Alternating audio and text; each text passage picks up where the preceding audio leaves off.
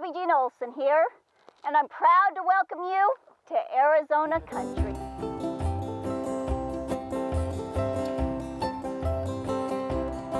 He was a cowboy,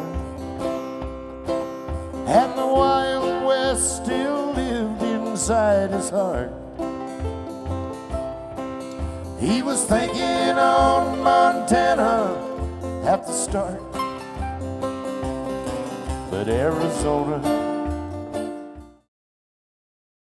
Take That Job and Shove It was a #1 hit for Johnny Paycheck in 1978. It made him a hero among the working class. Now, fast forward to 2011. I'll Take That Job that Johnny Paycheck shoved is a chart-climbing hit for Arizona's own Clay Dustin. It's nominated for a Hollywood Music in Media Award. Clay is with us here today. How about if we watch your video? Let's do that. That'd be great.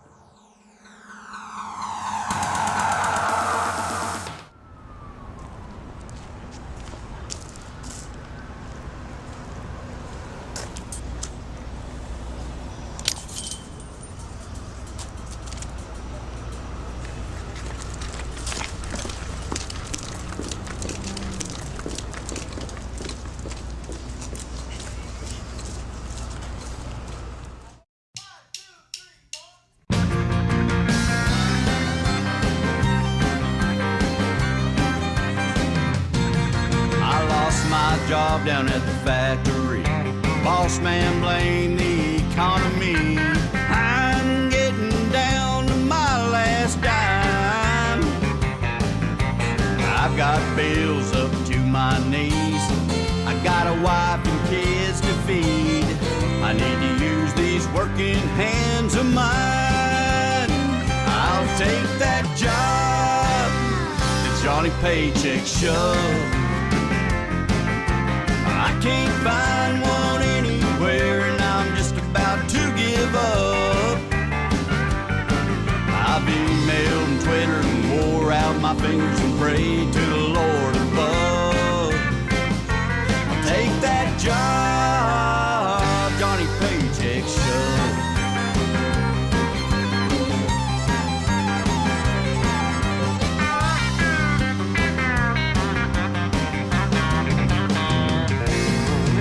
Title loan out on my old truck, sold my fishing boat and ponds and stuff. Right now I'll take anything at all. I'm not too proud to wash them dishes. I'll get down and dig those ditches. Don't wanna move in with my mother-in-law. I'll take that job that Johnny Paycheck shoved. I can't find one anywhere, and I'm just about to give up. I've emailed and Twittered and wore out my fingers and prayed to the Lord above. I'll take that job Johnny Paycheck shoved. I want that job. Times are tough. I'll take that job Johnny Paycheck shoved.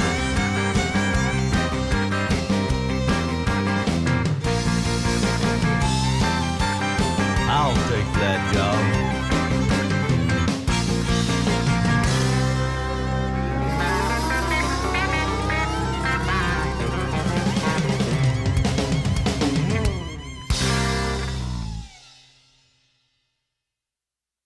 Clay, tell us about the song and the video. Well, the song came about, my producer, David Chamberlain, who's written a lot of hit songs for George Strait and other major artists, wrote me this song called I'll Take That Job Johnny Paycheck Shoved, and I said, oh, let's take a listen. So I went through it and listened to it, and first verse I said, I got to do this one. So this is it, and this one can reach the fans, and so basically I did it for them.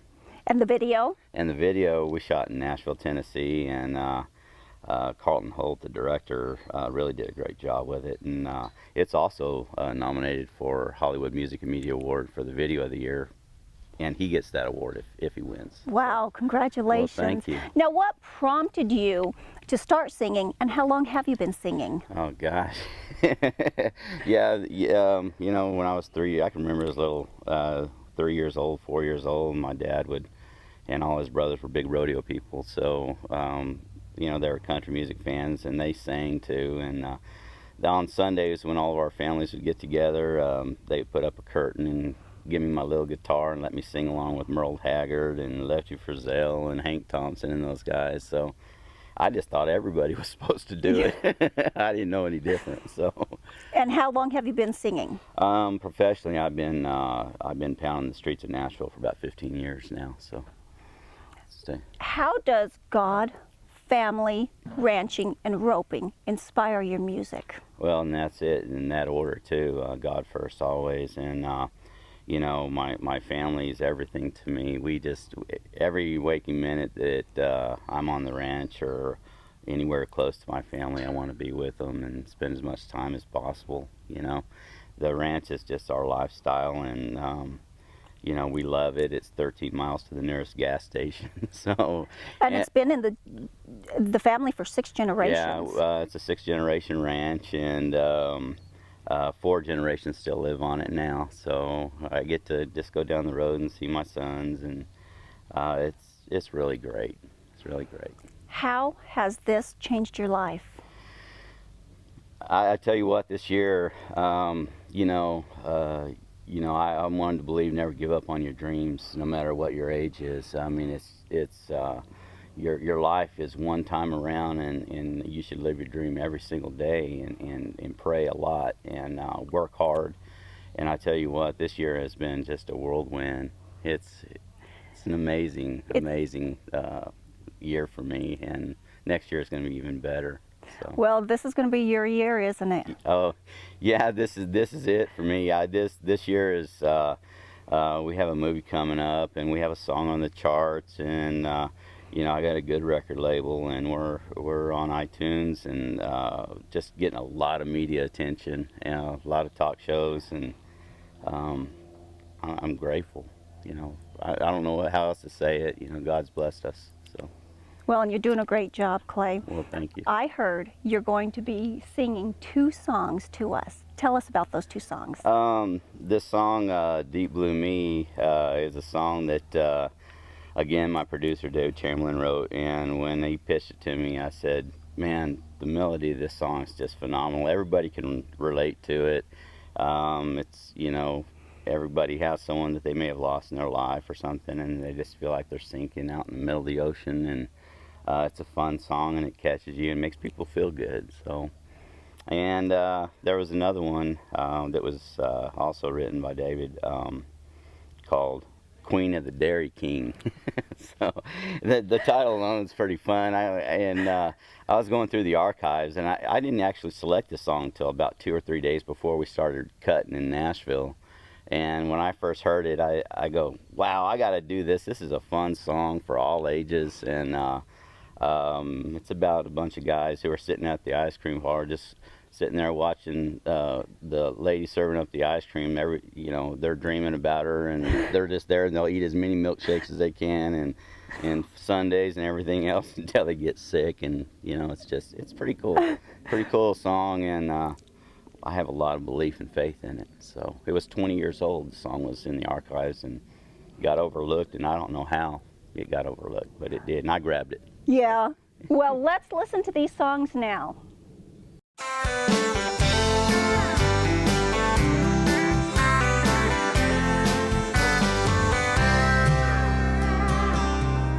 It's like being on the ocean, barely hanging on. It's been wave on wave of loneliness since you've been gone. Praying you'll come to my rescue, and everything will be alright, 'cause I'm in troubled water tonight. Somewhere in the deep blue me, drowning in your memory. If you change your mind,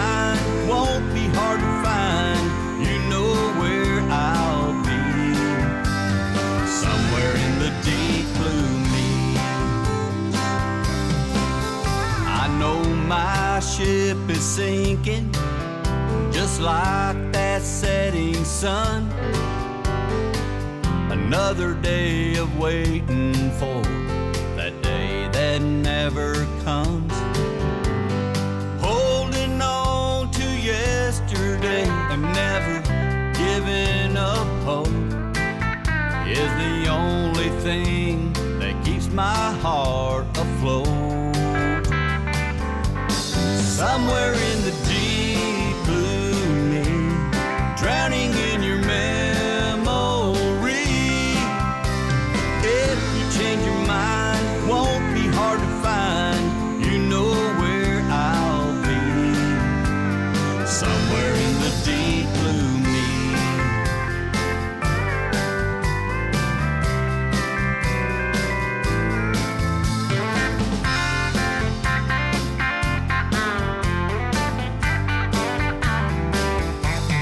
Somewhere in the deep blue me, drowning in your memory. If you change your mind, won't be hard to find. You know where I'll be. Somewhere in the deep blue me. Somewhere in the deep blue me.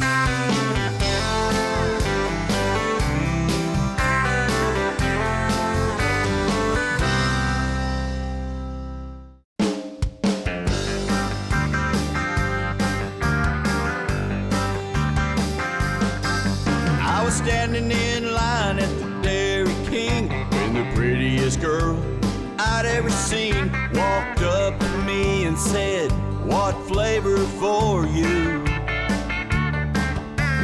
I heard singing and I looked around. There sat every boy in town, waiting on her to make her next move. And we'd sing, "Ice cream, you scream, we all scream for ice cream." Love to watch her walk, shake that thing. You ought to see the eyes popping out of their sockets when she bends over to scoop that chocolate. She is every boy's dream. Oh, she's the queen of the Dairy King. I had 2 double dips, a banana split, 3 milkshakes, and I had to quit. I couldn't hold anymore. So I went over and pulled up a chair, got in tune and just sat there, waited for someone else to walk through that door. We'd sing, "Ice cream, you scream, we all scream for ice cream." Love to watch her walk, shake that thing. You ought to see the eyes popping out of their sockets when she bends over to scoop that chocolate. She is every boy's dream. Oh, she's the queen of the Dairy King.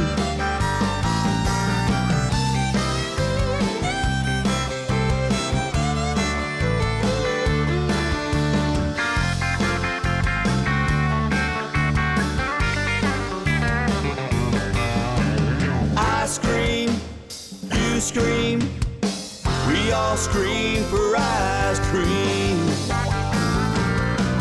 She is every boy's dream. Oh, she's the queen of the Dairy King. Oh, she's the queen of the Dairy King.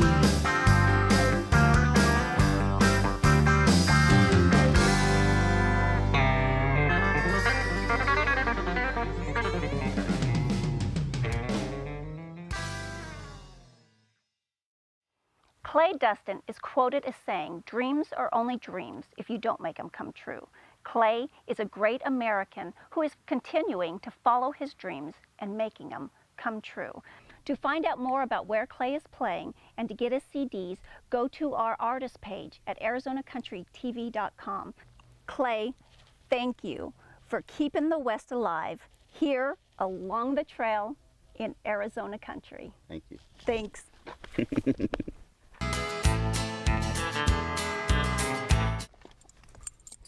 When you think of a Western movie, what is the first thing that comes to mind? Well, the horse, of course, and maybe the good-looking cowboys if you ask me. Now, everybody knows that there are stunt doubles for the actors, but did you know that there are stunt doubles for the horses as well? Well, there's one coming up here right now. Pat Larkins owns Ace. Ace has been in several movies and has done some pretty amazing things. Pat, thank you so much for coming and visiting with us today. Jean. How you And doing? hello, Ace. How's my buddy? Hey, can you say hi to the folks there for us? Say hi. Get down, baby. Don't bite, just get down. Good boy. Bravo, buddy. Yes. Well, how about if we go sit down and you can tell me some of the stories about you and Ace? That'd be great. Let's go do it. I introduced you to Ace, the rearing horse that I used when we did the intro to Arizona Country TV. Ace has been in hundreds of films, and he has had hundreds and hundreds of stars ride him, right? I know I don't never keep a count, but he's had a lot of different people on his back and reared him. And he used to be a fallen horse when I first bought him. And the first show he was on right after I bought him was a thing called Young Riders. I used to love that show. And I bought him from the film, and I let him use him until the end of the show before I brought him home. And since that time, of course, he's been in, gosh, numerous films. Well, he's been in Braveheart. When you see the two horses rearing up and getting stabbed, those were both your horses. Yes, that was Spiffy, who, of course, you know Spiffy. He was my stablemate to Ace here, and he's an older horse than he is, and he passed away right here on your places. He did. He's actually buried with one of my old team roping horses. What a greater place to be buried than on John Wayne's old ranch. I right? know. And there's a neat story behind Braveheart. When Mel Gibson could not find anybody else to get the scene just right, correct? Well, kind of. They couldn't get their stunt horses to work over in Ireland and Scotland where they were shooting, so they came over here, and I had a phone call. Wanted me to bring some fallen horses and stunt horses, rearing horses down to Bisbee. So we showed up down there with 3 head of them, and altogether we had 19 damn horses there. And there's this helicopter circling and came in, and everybody told us we couldn't talk to the guy, the director. And we didn't even know what it was all about until Mel Gibson got out and walked up to us and started talking to us. So Mel Gibson, you worked Braveheart with Mel Gibson, Right. okay, Wild Wild West with Will Smith. It was Will Smith. Will Smith rode both Ace and Spiffy. Reared Spiffy, was on the cover of Vanity Fair, shot by Annie Leibovitz, who's a well-known photographer. Now, would you have ever guessed that, first of all, Will Smith could ride, much less rear a horse? That's awesome. He actually did real well. He Yeah? took instructions real well, and it was cold. Boy, it was cold down there that day, and I rode around all day long with Jada in a Jeep eating chocolate chip cookies. Okay, Tanya Tucker has set her little fanny on Ace, hasn't she? She has, but she actually wound up using Spiffy in her shot. And then it was a music video that she did here in town, or up north of town, Cave Creek, called The Two of Us. And she rode him quite a while. She picked out, of all my horses, she picked Ace to ride, and then she wound up taking Spiffy, yeah. Using Spiffy. Well, you know, when you need a job done right, you come to Arizona and get a true Arizona cowboy. Pat Larkins has been in hundreds of movies himself. I think you have done a little bit of everything. Yeah, well, you know, I started out, I belonged to the Professional Rodeo Cowboy Association, and they used to call us, you know, to come fall off of horses for $15, $20, and that was good money back then. Well, for a wild and ornery cowboy, you'll do a little bit of everything, huh? Yeah. When you get a little older, you slow down some. But, You think about it twice, huh? that $15 or $20 in today still looks pretty good. Doesn't it? Yeah, the first show I was ever in, and truthfully, I don't even remember the name of it. I was still in high school, and they needed a horse to jump into the Missouri River. And my cousin ran a bar where they was all staying, and he told them that I had this horse. I used to jump in the river and swim across the river and back with this horse when I was in high school. He was my bulldogging horse, actually. But anyway, they hired me to do that, and I thought, you know, what an easy way to make money. Okay, now how high was? Oh, it was only about 8, 9 foot, actually, the jump.